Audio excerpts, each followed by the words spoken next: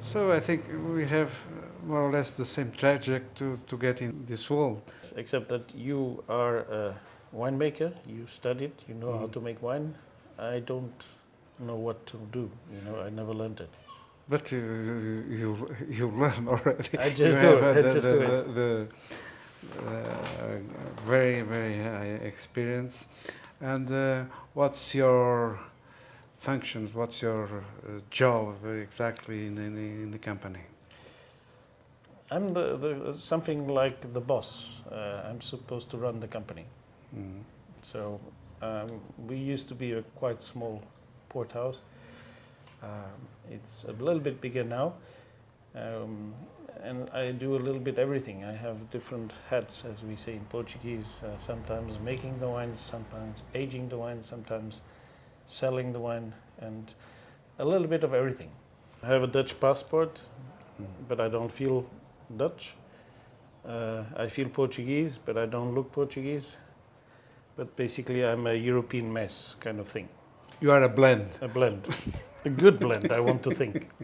There's people still asking if we should make red wines, and the red wines is spoiling the quality of port wine. What do you think about? Quite honestly, I think that is a very stupid comment to have something against the wine side of the Douro. If you look at it, most famous wine areas, they have south, east, west expositions. Usually they go 100 to 100 meters, 1, 2, 3 grape varieties. The Douro is a lot more complicated. We are talking about 45,000 hectares, which is quite a lot. And the vineyards go from 8 to 800 meters. We have south, east, west, and north-facing vineyards. And we have 85 different varieties. So, yes, it is a kind of a mess. But as I told you before, I think we should change the words and call it complex. And I truly believe a lot in the Douro, and I believe that if we stop fighting each other and ask these stupid questions concerning is wine good or bad for the area, there is one great future by using synergies between the three major pillars, which is of course the port, but it should be perceived as something authentic coming from this area, which is the Douro, and nobody else can make it as good as we can. The problem is people had one priority, port. And so obviously the wines were always made in the end, God knows how and where, and they were treated as leftovers. It's a little bit like most rosé wines. They are really bad, but rosé by nature is not necessarily a bad wine. It's just people don't give it its right priority. So we have to have, eventually, if necessary, 2 wineries or 1 winery which is equipped, because sometimes we do have to pick them at the same time. Yes, So we have to have bigger capacity. More capacity. Otherwise, you are in trouble. You have to choose one or the other. And yes, I know producers who have one priority, which is wine, and then the port is never really that good. Some people accuse me of liking the wines too much and neglecting the port. I don't think it's true.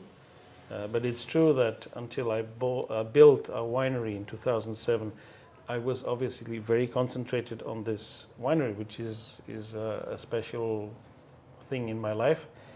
But after 2007, I have been concentrating on the port. I would say that some of your top wines are from old mixed vines. An old vineyard, just because it's old, does not mean that it's a great vineyard. So I am absolutely, totally fanatic about old wines, but I must confess that it's not always as simple as that.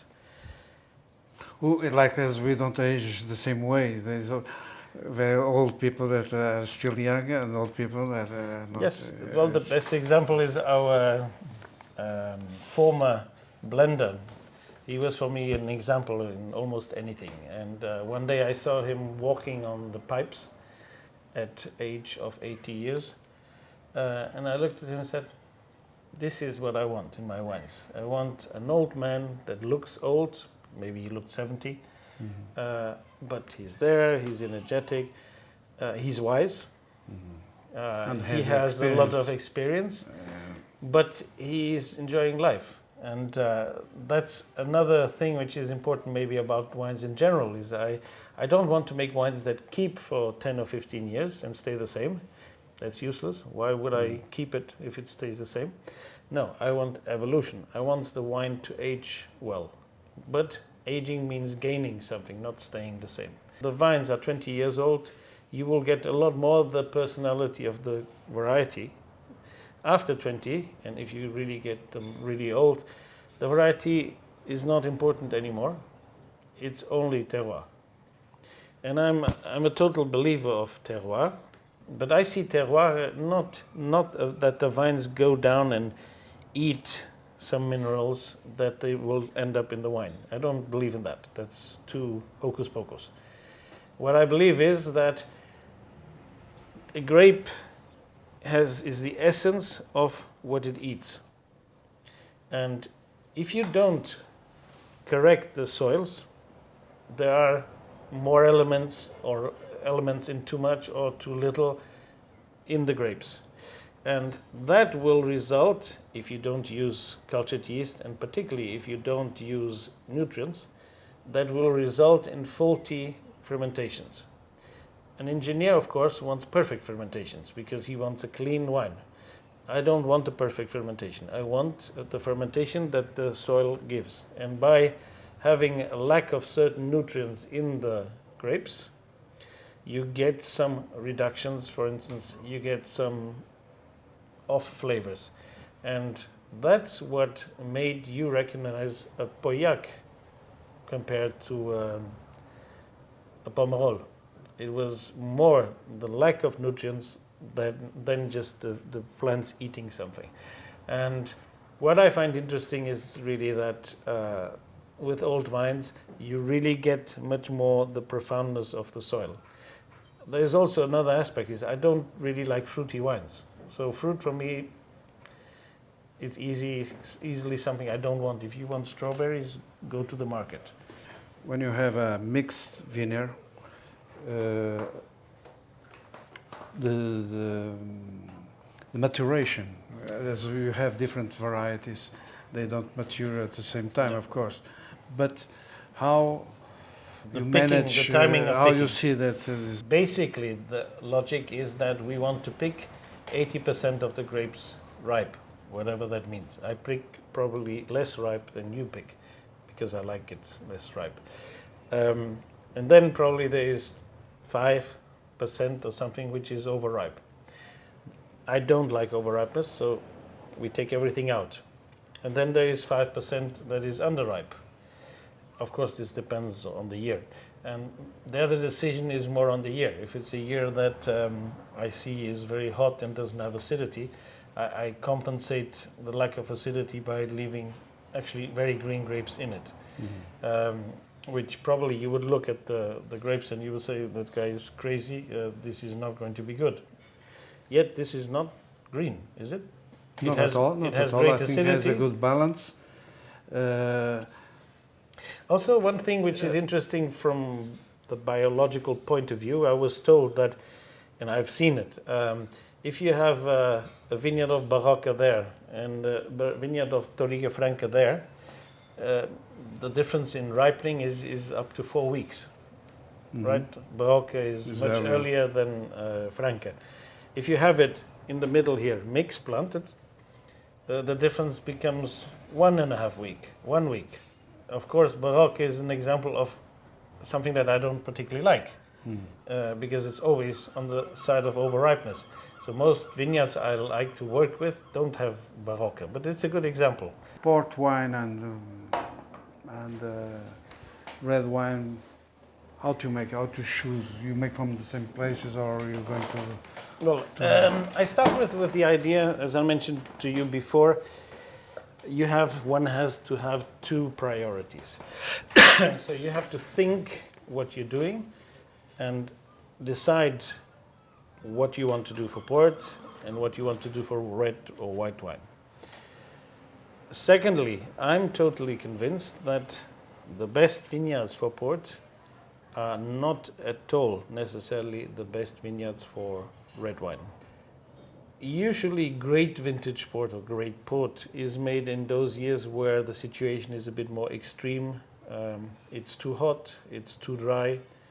While the grapes are maturing, they shut down because they are too stressed.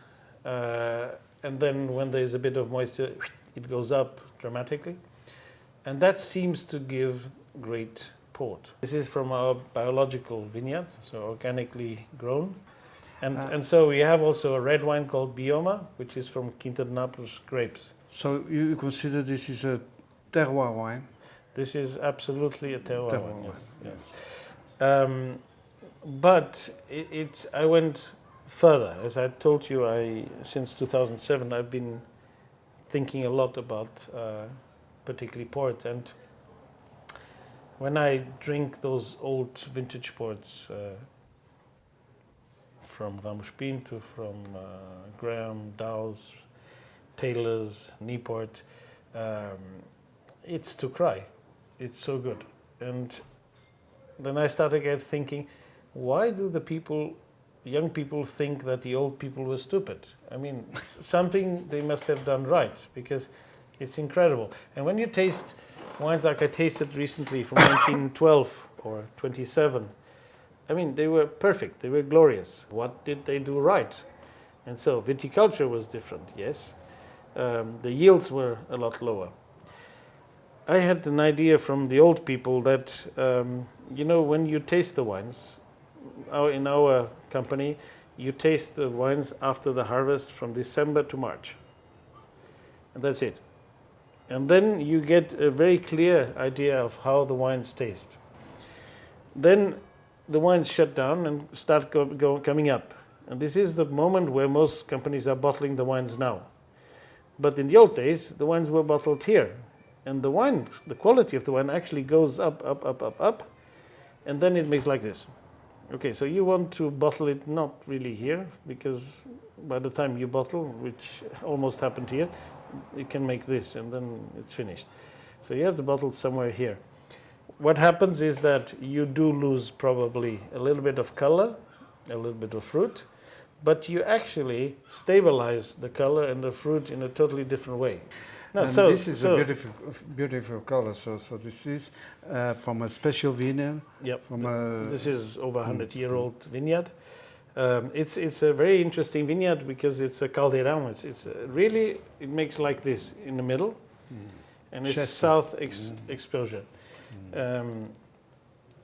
What do you think? It was bottled in March this year. So it's almost 1 year later than you bottled your 2008, if you bottled it. 2009. Yes. 2009, Yes. Already bottled. You just bottled this one? Yes. I think it's very fresh, very, and well, it didn't lose color, and the freshness is still probably there. did lose a little bit of color, but I don't see well, still have enough color. It was bottled in April this year. Sexy tannins. This is 100% foot trodden, 100% stems, and it was aged in pipes, old pipes. So it was not kept in big wood, it was in small wood. And that doesn't take a little bit of structure of the wine?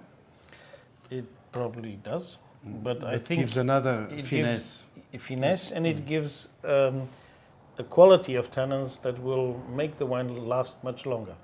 So you lose metallic tannins, but you get muscle tannins. Generally, the people think that the metallic tannins Are the are real the tannins. ones that age in good conditions in the bottle, but it's the opposite. They drop down. They drop. And the good ones are special ones from the skins that are the most stable. Yep. And that gives softness to the wine. At the same time, it gives Longevity. longevity. We are at 30% of our potential.